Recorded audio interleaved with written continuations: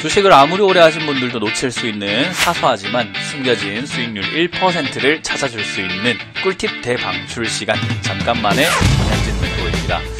자, 오늘도 여러분들께 아주 사소하지만 어디에 물어보기에는 조금 부끄럽고 그리고 모르고 넘어가자니 상당히 낭처한 또 궁금한 그런 내용들 있잖아요. 그걸 제가 또 속 시원하게 알려드리기 위해서 준비해 봤습니다. 역시 거두절미하고 바로 시작을 해 보도록 할 텐데요. 오늘의 주제는 하한가입니다. 우리가 주식을 하다 보면은 사실 상한가를 먹는 거는 좀 어려운데 하한가를 맞는 건 의외로 상한가보다는 조금 더 자주 있는 일인 것 같아요. 뭐 안 좋은 악재가 발생이 되었다던가 또는 내가 테마주를 잘못 잡았다가 하한가를 맞는다던가 그런 일들이 많은데 그때 너무 겁을 먹고 있으시는 분들이 있더라고요. 호랑이한테 물려가더라도 사실 정신만 차리면 산다라는 말이 있는데 이 하한가 어떤 식으로 대응하는 것이 옳은지 한번 살펴보도록 하겠습니다. 자, 일단 하한가를 갔을 때 사실 어떻게 해야 돼요? 라는 질문이 제일 많겠죠. 하한가 가면은 정말로 머리가 하얘지면서 방법이 떠오르지 않아요. 그래서 하한가 가면 어떻게 해야 되는지 질문도 들어오고요. 또 하한가에 가면은 반드시 무조건 팔아라 하는 어떤 사람들도 있잖아요. 근데 하한가 가면 무조건 팔아야 하나? 라는 의문도 드실 겁니다. 그래서 하한가 가면은 무조건 팔아야 하나? 그리고 시간이 지났을 때 하한가 갔던 종목이 다시 급등하고 올라오는 경우도 있어서 이 하한가를 무조건 싸니까 또 사도 되나? 라는 생각도 하게 돼요. 그래서 우리가 하한가 따라잡기라고도 표현을 하고 핫따라고도 표현을 하는데 그런 또 투자를 하시는 분들도 좀 많이 있더라고요. 그래서 이 하한가는 도대체 무엇이며 그리고 어떻게 대응하는 것이 좋을지 한번 체크 바로 해보도록 하겠습니다. 자, 일단 우리가 하한가에 어떻게 대응하는지를 알기 위해서는요, 하한가는 무엇인지부터 확실하게 알고 출발하는 게 좋습니다. 일단 하한가 역시 내려갈 수 있는 한도까지 다 내려갔다라고 표현할 수 있을 것 같은데요. 하루에 내려갈 수 있는 최고 한도 하락률을 말한다라고 보면 돼요. 이게 2015년 6월에는 15%였는데 그 이후로는 30%로 바꿔서 지금 우리가 알고 있는 하한가가 됐고요. 그리고 여기서는 이제 또 10% 단위로는 정적 발동이라는 것이 있죠. 그래서 중간중간에 브레이크를 걸어주면서 다시 한번 사람들에게 리프레시 한번 해봐라, 다시 한번 생각해봐라 하는 구간을 만들어줬습니다. 자, 근데 이제 그렇게 진행이 되다 보니까 멀쩡한 주가가 이렇게 하한가까지 갔을 때 내가 어떻게 해야 되나 고민할 텐데요. 보통은 이렇게 하한가를 갈 때는 악재를 동반한 경우가 많이 있습니다. 예를 든다면 무상 감자가 있을 수 있고요. 또는 대표이사의 횡령 배임이라던가 뭔가 범죄에 연루됐다라는 그런 이야기들 있을 수도 있고요. 회사가 감사 보고서가 제대로 나오지 않았다던가 관리 종목으로 지정이 된다던가 여러 가지 악재가 보통 같이 동반되는 경우들이 많기 때문에요. 추가 하락이 있을 수 있다라는 것을 염두에 두셔야 돼요.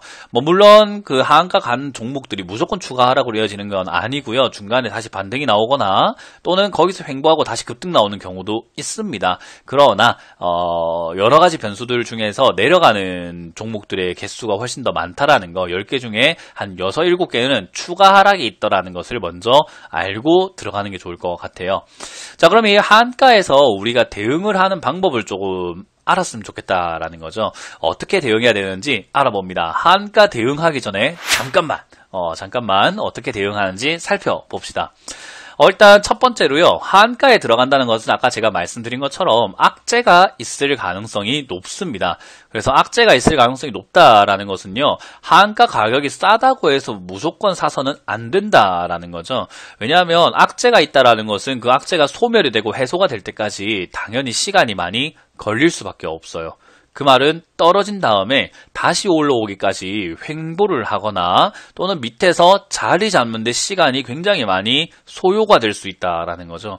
그렇다는 말은 여러분들이 하한가를 잘못 잡게 되면은 시간도 많이 뺏길 뿐만 아니라요, 악재가 잠재적으로 계속 남아있는 종목을 들어간 거기 때문에 투자하고 있는 그 과정도 순탄치는 않을 수 있다고 보시면 됩니다. 가져갈 때 조금만 빠져도 무서울 거고요. 조금만 올라가도 팔아야 되나 싶은 마인드가 제대로 잡히지 않을 가능성이 높아요.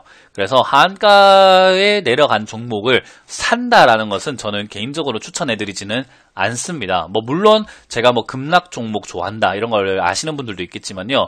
저는 많이 해봤고 그리고 어떤 한가와 어떤 자리가 수익이 날 수 있다라는 걸 저는 알고 있기 때문에 괜찮지만요. 여러분들이 그걸 당장 알아내시기에는 조금 경험도 많이 필요할 거고 시간도 많이 필요하거든요. 그리고 그때그때 판단을 잘 해야 되는 부분이기 때문에요. 저는 한가가 들어간 종목을 산다라는 것은 그닥 그렇게 추천드리지 않는다라는 것을 먼저 기억하시면 되겠습니다. 자, 그리고 하한가에 간 이유에 따라서 이게 중요한 포인트가 되겠죠. 제가 하한가를 매매할 때 가장 중요하게 보는 것은 뭐 때문에 떨어졌는지거든요. 하한가에 간 이유에 따라서 다시 반등의 여지가 있을 수 있기 때문에 막상 들고 있는 분들이 내가 하한가를 맞았을 때는요, 손절을 바로 하실 필요까지는 없어요. 만약 비중이 크다라고 한다면은 솔직히 하한가 내려가고 있는 도중이라도 비중부터 좀 줄여놓는 게 나중을 위해서 좋긴 하겠지만 하한가로 간 이유에 따라서 다시 반등의 여지가 있을 수 있기 때문에 손실을 최고 큰 데서 팔 필요는 없다라는 거죠. 다시 반등 나올 때 손실을 줄여서 나올 수 있다라고 보시면 됩니다.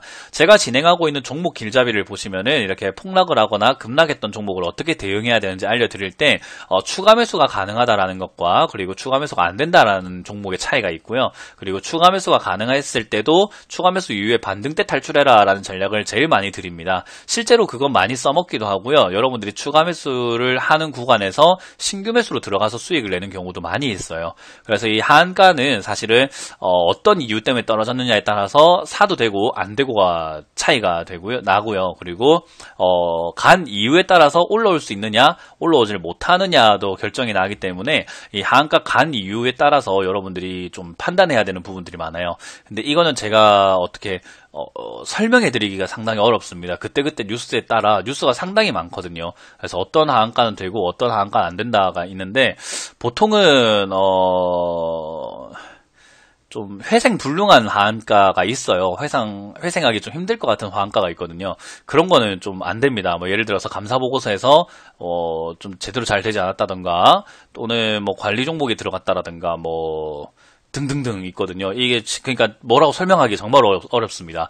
그래서 그런 여러 가지 분위기가 만들어지게 되면은 안 들어가는 게 좋다. 근데 이건 일단 안 하시는 게 좋아요.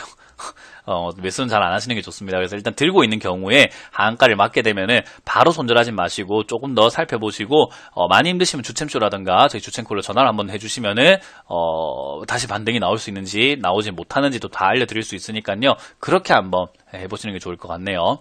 자, 그리고 세 번째, 재무제표가 안 좋은 종목이거나 일시적 호재로 급등한 종목들이 있어요. 일시적 테마가 이렇게 막 해가지고 급등하게 되면요, 어떤 일이 발생되냐면요, 바로 폭락해서 한가까지 내려 꽂아버리는 경우들이 있습니다. 재무가 안 좋은 종목이 급등한 경우 또는 일시적 호재로 급등한 경우에는 상한가 가자 말자 다음날 하한가 가버리는 경우도 있습니다. 물론 드문 경우긴 하지만요, 자주 나오는 모습 중에 또 하나고요. 그래서 급등하자 말자 하한가 내려 꽂는 경우도 있기 때문에 주의하셔야 된다라는 거죠. 그래서 내가 샀는데 하한가를 피할 수 있는 방법은요, 재무가 좋지 않거나 일시적 호재로 올라오는 종목이 급등한 경우에는 그 꼭지에선 사지 않는 것이 좋다라는 것을 기억하시면 좋겠습니다. 그래서 이런 부분들만 조심하시면은 하한가, 사실 주식하다가 맞을 수도 있거든요. 그렇게 맞았다고 해서 막상 바로 겁먹을 필요까지는 없다라는 것을 기억하셨으면 좋겠고요. 그리고 하한가가 나올 수 있는 종목의 특징들은 좀 정해져 있어요. 일단 제일 중요한 건 재무제표겠죠. 재무제표가 안 좋은 종목들은 약간 횡령 배임이라던가 여러 가지 감사 보고서라던가 이런 쪽에서 안 좋게 나올 가능성이 조금 있다라고 보시면 되고요. 재무가 그렇게 좋지 않은 기업인데 너무 급등한 종목은 또 역시나 주가 조작 혐의라던가 여러 가지 또 악재들, 대주주의 지분 매도라던가 그런 것들이 생길 수 있어서 또 급락이 나올 수 있고요. 아까 말씀드린 것처럼 일시적인 호재 때문에 급등한 종목은 그 호재가 사라지는 그 즉시 바로 하한가 가는 경우들이 있기 때문에 이런 세 부류의 종목만 잘 피하신다 하더라도요, 하한가를 맞는 확률을 현저하게 줄일 수 있다는 것만 좀 기억하시면 좋겠습니다. 그래서 하한가를 대응하는 방법은 알아놓는 게 좋겠지만요, 대응을 하는 것보다 하한가를 피하는 방법이 좀 더 좋을 것 같아요. 그래서 여러분들이 그런 종목을 조금 피하시고, 그리고 하한가 같다고 해서는 바로 손절하지 말고 추가 매수의 기회가 있을 수 있으니 냉정하게 판단하는 것이 조금 더 중요하다는 것만 기억하시면 좋겠습니다. 자, 아무쪼록 여러분들이 한가보다는 상한가를 맞는 일이 더 많기를 바라면서 오늘의 잠깐만 시간 맞춰보도록 하겠습니다. 지금까지 문현진 멘토였습니다. 감사합니다.